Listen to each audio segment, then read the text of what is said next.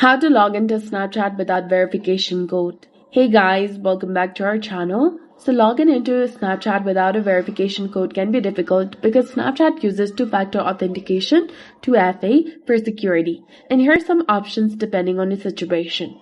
So let's talk about why Snapchat sends a verification code. This is a part of two-factor authentication which confirms that it's you logging in, especially from a new device or location.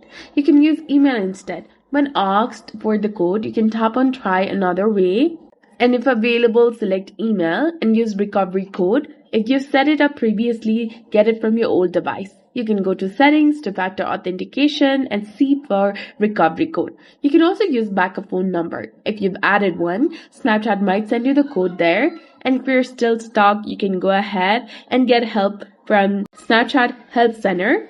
You can fill up their support form and they'll respond to you within 24 to 48 hours or 2 to 3 business days and help you. So that's it for this video. I hope you found it helpful. If you did, please like, share, and subscribe. Thanks for watching.